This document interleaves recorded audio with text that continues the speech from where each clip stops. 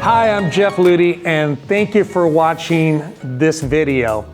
So, at Ask Jeff, we get questions from people all the time. I get calls, I get emails, I get comments on our YouTube channel, and people say, hey, Jeff, how do I do this? Or how do I do that? And, I feel so blessed and so fortunate that I've had so many ups and downs in business that I've learned some things the hard way, and I've been blessed to have learned some things from people who had experience in places, and I just kind of found myself being able to share the knowledge I've gained. Now, of course, I don't know everything, and I don't always get it right, but maybe you'll find something helpful in our YouTube channel today that can work for you. So thanks for watching Ask Jeff. So today, I want to tell you about a question I got from a guy named Judd, who's a cabinet maker in Dallas-Fort Worth area. And one of the questions he asked me was, he said, Jeff, how can I make sure that I'm creating an environment for my employees where they can be happy and they can be successful and they can thrive? And I thought, oh, what a great opportunity to share with you 3 things that I've read and understood and learned and practiced for many years about what you need to do as a business owner to create a great working environment for your employees so that they can succeed. Because after all, firing and rehiring and training is very expensive. So getting the right people and creating an environment for them where they'll succeed will also help you as a business owner succeed. So there's 3 things everyone needs, most everyone needs in most cases, in order to be successful and love their job and stay with it. The first one is complexity. If your job is that how you spell it? Complexity? Thank you. If your job is to work at, let's say, for example, a Ford assembly plant, right? Where all day long, all you do is these trucks come down the line, and you're the guy with this special wrench that puts 4 bolts in the driver's seat, right? If that's all you do all day long, there's no complexity to that. It's monotonous, it's routine. It's not the kind of thing that invites you to be a part of a bigger, greater purpose. So think about this. When you have an employee, right, what's gonna help them a lot is if even if their job is somewhat mundane, that you introduce into their job scope of work something that offers a little more complexity, something that offers them a little more of a challenge. Too much of a challenge, too much complexity. On the other hand, pendulum swings way over here and they're like, they go home to their spouse. My job's overwhelming me. It's killing me. But some complexity will help them really feel like they're doing something and contributing to your organization. So let me give you a good example here. At my business, and I've owned many businesses. I had my first business when I was 6 years old.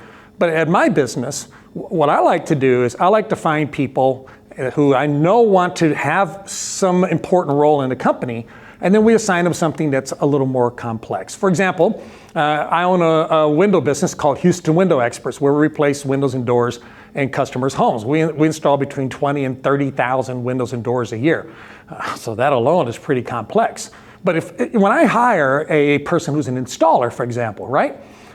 If all they do is install in the same kind of home every day, all day long, like say an apartment complex or whatever, that becomes monotony. But when you go up to a house and you take a window out, sometimes you look at this and you say, okay, what am I gonna do? And how am I gonna do this? And you have to take a look at this complexity and be able to do something about it, okay? And that's important on that job.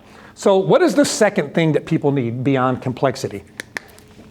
They need a certain level, not full autonomy, but a certain level of autonomy. Did I spell that right? When I talk, it's hard for me to spell. Autonomy meaning, give me some permission, Jeff, now that I understand the complexity of my work.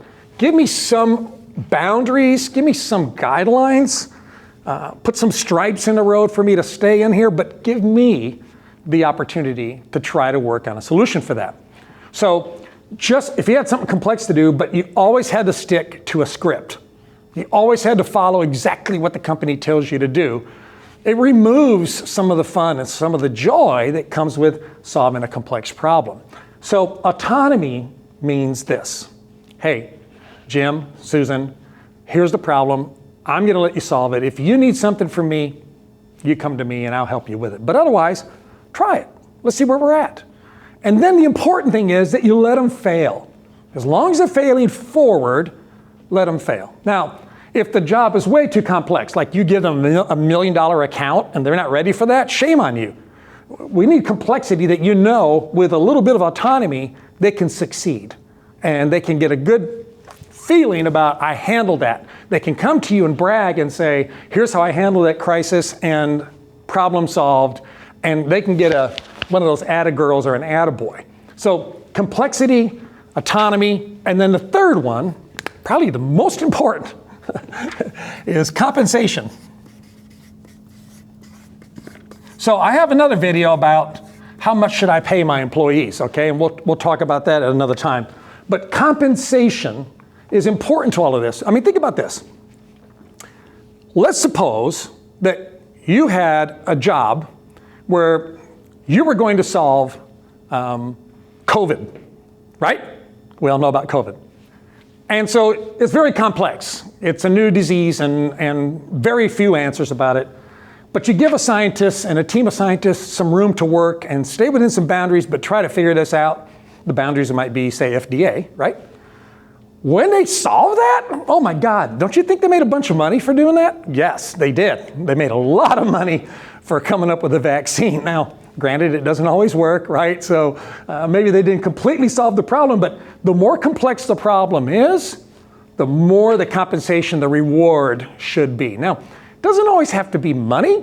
It could be that the reward is, hey, you worked really hard. You were on this mission for this special project that we had, and I saw you busting your butt, and you got all this done, and you worked Saturdays and Sundays, and you stayed up late and all of that. You know what? I need you to take a week off.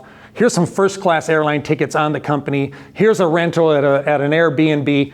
Go, man. Take your wife or take your husband. Get out of town. You all need a break.